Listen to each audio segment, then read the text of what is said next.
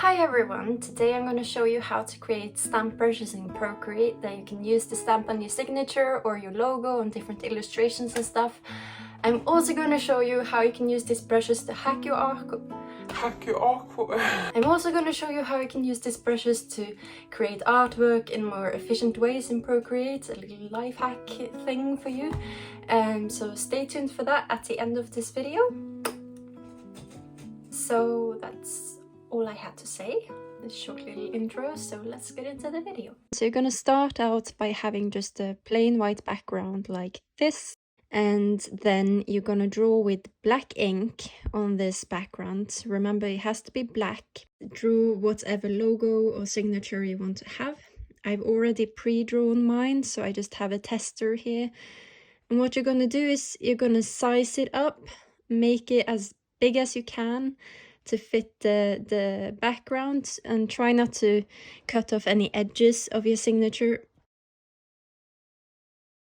When that's done, you're gonna go ahead and you're gonna save the picture on your device like so. And then when it's saved, you're gonna go ahead and click on the brush library and the plus sign in the corner. Then you're gonna go ahead and go into the shape editor and click on edit. And then you're going to import a photo, and then you're importing the photo that you saved of your signature. And this is very important. You've got to click on the image with 2 fingers to remove the background, so you only have the text.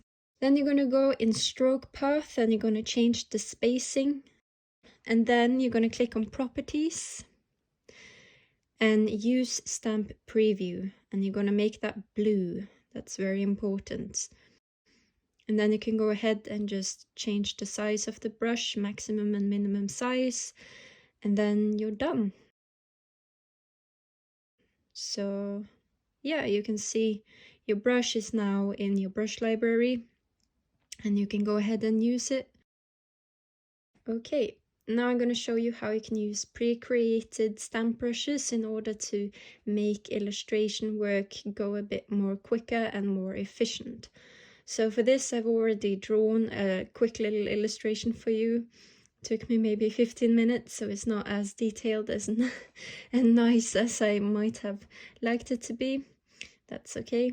I'm opening up a new layer and I'm going into my own stamp brush library. And here I've created all of these different stamp brushes, flower heads, leaves, grass, patterns, lots of different things that I use a lot. And I'm gonna go ahead and click on the branch brushes because I want to add some flowers in here.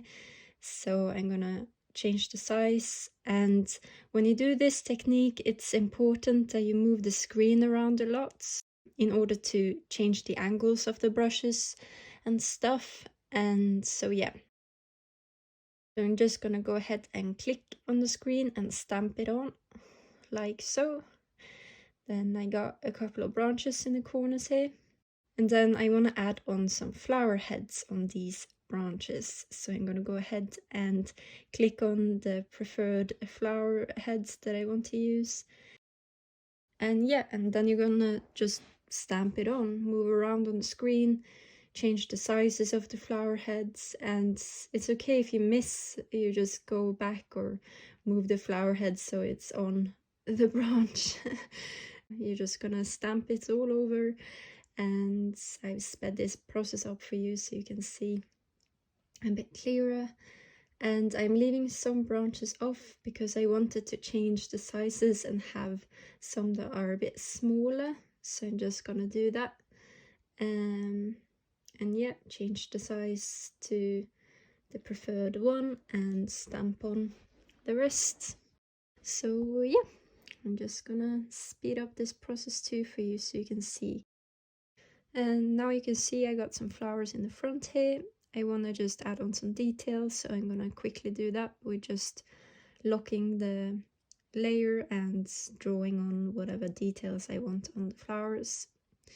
So that's the whole process really of using these stamp brushes. I use them a lot for pattern work and very much like repetitive work, like drawing flowers.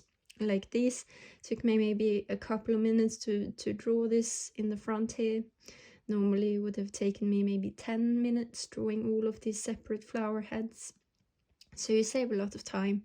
And now I want to show you some other illustration examples where I've used these stamp brushes as well. You can see on this image here, in the front here, the flowers, it's all stamped on, including the leaves around the frame. And the background details on the bushes, both the prickly ones and the leafy ones, are all stamped on.